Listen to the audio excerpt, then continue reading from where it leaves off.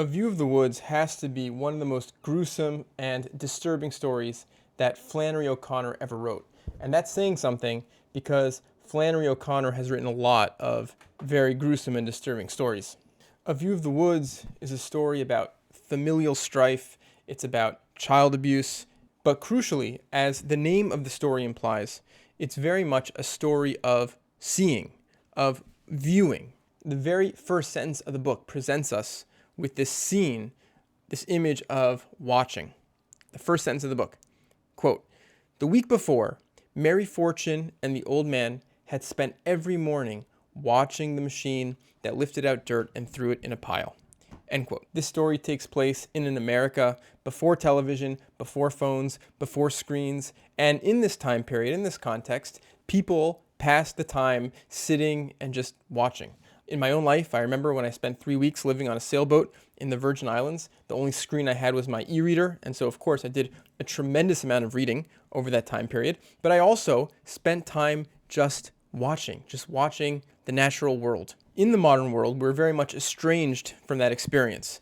We rarely have that kind of pause, that kind of time for just watching. We're so surrounded by noise and distractions. And the story very much is about that transition, that power struggle over modernity, the encroaching of the modern world, and the anxieties that surround that change. As we continue reading, we learn that the old man that Mary Fortune is sitting with is Mary Fortune's grandfather. We learn that Mary Fortune is 9 years old, and her grandfather is 79 years old, and they're watching construction happen on a plot of land that Mr. Fortune, the grandfather Fortune, used to own but has sold off for a development project, for a modernization project. And we learn that the two of them will sit on Mr. Fortune's car watching this construction project for hours at a time. As the story progresses, we learn about the enmity that exists between Mr. Fortune and his son-in-law Pitts. Mr. Fortune, we learn, doesn't care very much for his daughter. He despises his daughter's husband, this Mr. Pitts, and he doesn't care very much for his daughter and Mr. Pitts' 7 children, with the exception of the youngest child, Mary Fortune, who he adores. He loves Mary Fortune for her resemblance to him. She looks like him. He loves Mary Fortune for her strong will and her stubbornness, and he's resolved that when he dies, he's going to leave all his estate, all his land, all his property to Mary Fortune as an inheritance. Flannery O'Connor writes, "Though there was 70 years difference in their ages, the spiritual distance between them was slight. She was the only member of the family he had any respect for." End quote. So the story continues. We learn that the Pitts family is living on Mr. Fortune's land, and Mr. Fortune is selling off parts of this land, and he does it with the explicit intention of antagonizing Mr. Pitts, who he hates so much. He sells off land to antagonize Mr. Pitts, but also because he considers himself a man of vision. He's someone who is excited to bring in the future. Quote, "He was not one of these old people who fight improvement, who object to everything new and cringe at every change. He wanted to see a paved highway in front of his house with plenty of new model cars on it. He wanted to see a supermarket store across the road from him. He wanted to see a gas station, a motel, a drive-in picture show within easy distance. Progress had suddenly set all this in motion. The electric power company had built a dam on the river and flooded great areas of the surrounding country. And the lake that resulted touched his land along a half-mile stretch. Every Tom, Dick, and Harry, every dog and his brother wanted a lot on the lake. There was talk of their getting a telephone line. There was talk of paving the road that ran in front of the Fortune place. There was talk of an eventual town. He thought this should be called Fortune, Georgia. He was a man of advanced vision, even if he was 79 years old." End quote. And so what emerges in the story is that the young Mary Fortune of 9 years old is caught in this power struggle between her grandfather and her father. Her grandfather and her father hate each other. They're fighting over the land, and Mary Fortune is allied in a sense with both. We learn next that Mr. Pitts, the father, makes a point of whipping Mary Fortune about once a week, and he does this to get back at Mr. Fortune. So Flannery O'Connor writes, quote, "Pitts was a man of nasty temper and of ugly, unreasonable resentments. Time and again, Mr. Fortune's heart had pounded to see him rise slowly from his place at the table and abruptly, for no reason, with no explanation, jerk his head at Mary Fortune, and say, "Come with me," and leave the room, unfastening his belt as he went. A look that was completely foreign to the child's face would appear on it. The old man could not define the look, but it infuriated him. It was a look that was part terror and part respect and part something else, something very like cooperation. This look would appear on her face, and she would get up and follow Pitts out. They would get in his truck and drive down the road out of earshot, where he would beat her.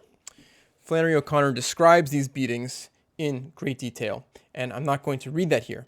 But of course, this abuse infuriates Mr. Fortune, and he's so angry, so furious at Mr. Pitts, and he can't understand why Mary Fortune tolerates this, why she's almost complicit in this. Why won't she stand up for herself and fight back against her father?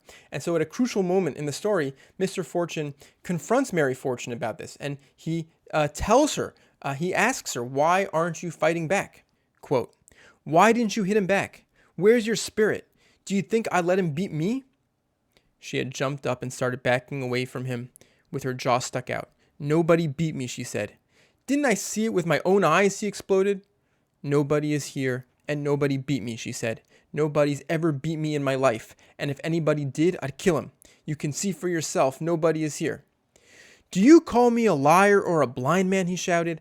"I saw him with my own 2 eyes, and you never did a thing but let him do it. You never did a thing but hang on to that tree and dance up and down a little and blubber, and if it had been me, I'd have swung my fist in his face, and nobody was here, and nobody beat me, and if anybody did, I'd kill him," she yelled, and then turned and dashed off through the woods. "And I'm a Poland China pig, and black is white," he roared after her, and he sat down on a small rock under the tree, disgusted and furious. End quote.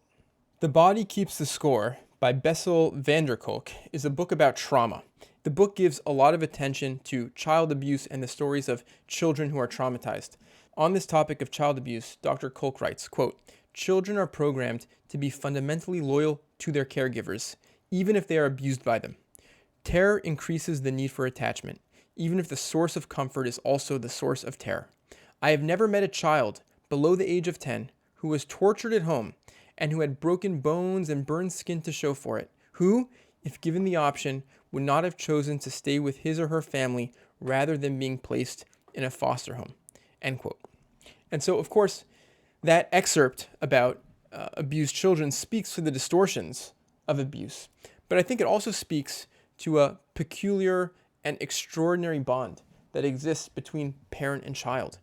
Despite sufferings, despite abuse, it seems to me that there exists a kind of powerful, invisible tether of kinship which cannot easily be broken between a parent and a child.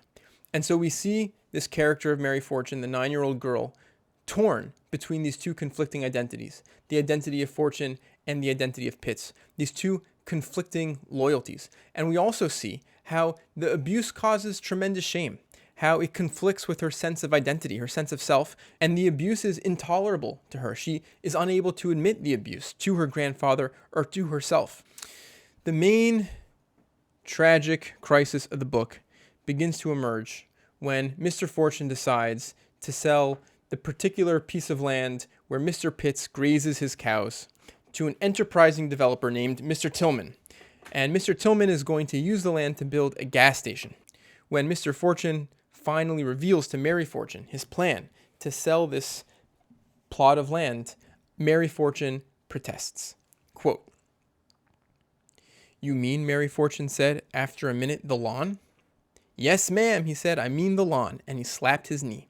She did not say anything, and he turned and looked up at her. There, in the little rectangular opening of her hair, was his face, looking back at him. But it was a reflection, not of his present expression, but of the darker one, that indicated his displeasure. "That's where we play," she muttered. "Well, there's plenty of other places you can play," he said, irked by this lack of enthusiasm. "We won't be able to see the woods across the road," she said. The old man stared at her. "The woods across the road?" he repeated. "We won't be able to see the view," she said. "The view?" he repeated. "The woods," she said. "We won't be able to see the woods from the porch." "The woods from the porch?" he repeated. Then she said, "My daddy grazes his calves on that lot."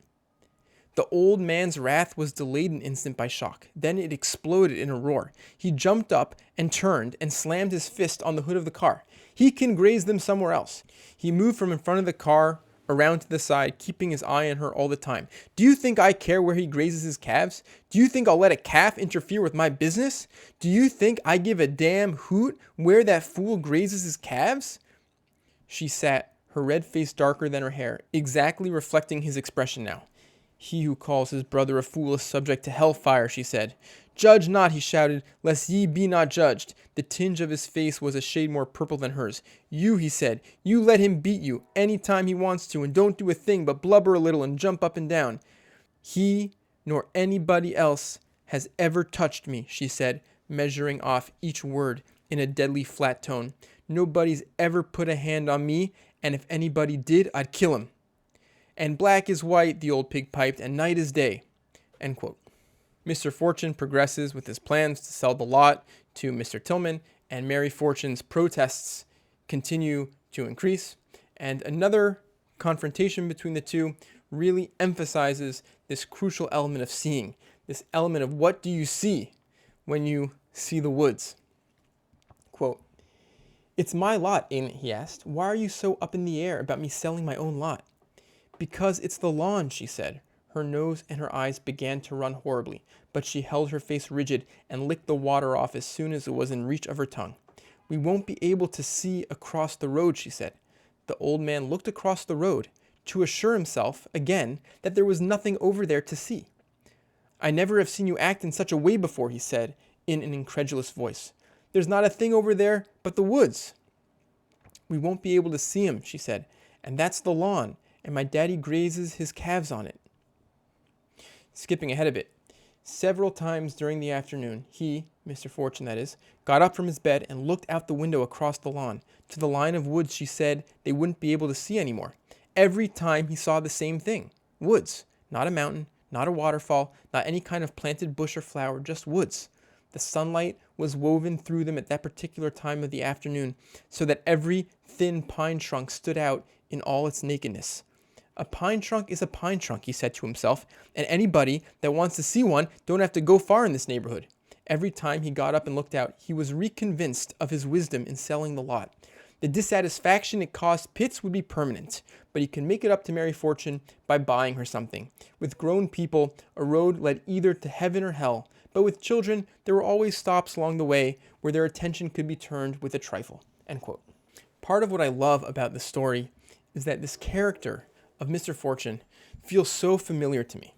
I feel like I know so many people who are so assured in their convictions. They're filled with this self-righteousness where they can tune out any criticism, they can look down on any naysayer, and they're able to just brutally, inexorably follow their convictions into all sorts of unfortunate and tragic conclusions. And they are so adept at ignoring and dismissing those experiences of people who might be harmed. A little later, we see Mr. Fortune again wrestling with this decision of his. He thinks to himself, quote, "If his daughter thought she was better than Mr. Tillman, it would be well to take her down a little. All men were created free and equal." When this phrase sounded in his head, his patriotic sense triumphed, and he realized that it was his duty to sell the lot, that he must ensure the future. He looked out the window at the moon shining over the woods across the road and listened for a while to the hum of crickets and tree frogs, and beneath their racket, he could hear the throb of the future town of Fortune. End quote. From here, the story escalates towards its gruesome and grisly climax. If you haven't read the story, I strongly encourage you to stop this video and go ahead and read it, because it would really be a shame for me to spoil this story for you. It's so brilliantly, perfectly written. So assuming you have read the story at this point, I'll just quickly recap what happens. Mary Fortune's protests against Mr. Fortune escalate to the point where Mr. Fortune really is at the end of his rope. He loses his temper. He's furious at Mary Fortune, and he decides that his problem is that he's always been too soft on Mary Fortune. He's always been very delicate with her and very kind to her, but clearly he sees Mary Fortune needs to be whipped and put in her place. And so Mr. Fortune takes Mary Fortune to the place in the woods where her father has whipped, where Mr. Pitts whips Mary Fortune, and he tells her to get up against a tree. Mary Fortune at that point reminds her grandfather, quote, "Nobody has ever beat me, and if anybody tries it, I'll kill him," end quote. And the tension and the verbal jousting between them continues to escalate. Mary Fortune at that point tells her grandfather to take off his glasses. He ignores her, and before he knows it, Mary Fortune has pounced on him and is kicking him and punching him with all her might in this sort of furious tempest of fists.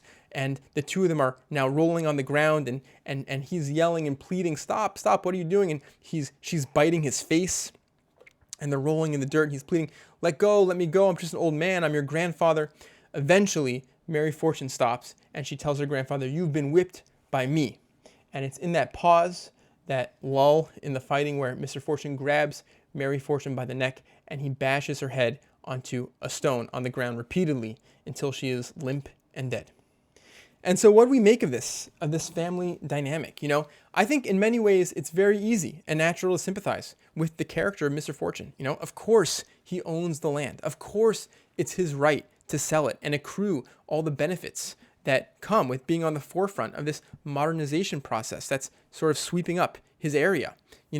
There's no doubt that Mr. Fortune truly loves his granddaughter. We know that he loves spending time with her and that he wants to leave her everything when he dies. But the grandfather is so completely blindsided by the ending of the book, and until the last moment, he has no premonition of the disaster looming. And so where does it all go wrong? Why does the story end in such a tragedy? And so to me, when I read the story, it's not the actions of Mr. Fortune that ultimately doom him. Of course, a father is allowed to make hard decisions that upset his children. There's nothing wrong with that.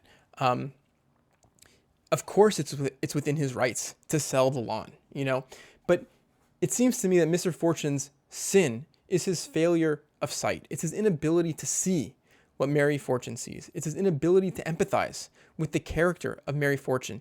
It's his inability to see in Mary Fortune anything but this vain, narcissistic reflection of himself. It's an inability to see the complexity of her position, the complexity of her loyalties, the shame and the hurt that she carries, the way in which she's being used as a pawn in this family's war against itself. Children often need to be told no. Children often misbehave. And I think ultimately the difference between good and bad outcomes when dealing with these situations is not so much what the final decision is, but can you empathize? Can you understand why a child is misbehaving? Can you hold space and compassion for another person? Or do you lean into authoritarianism and abuse? In a 1957 essay titled "The Fiction Writer and His Country," Flannery O'Connor responded to criticisms of her work that her writing was overly grotesque and joyless. And she writes in that essay as follows, quote, "It may well be asked, however, why so much of our literature is apparently lacking in a sense of spiritual purpose and in the joy of life, and if stories lacking such are actually credible."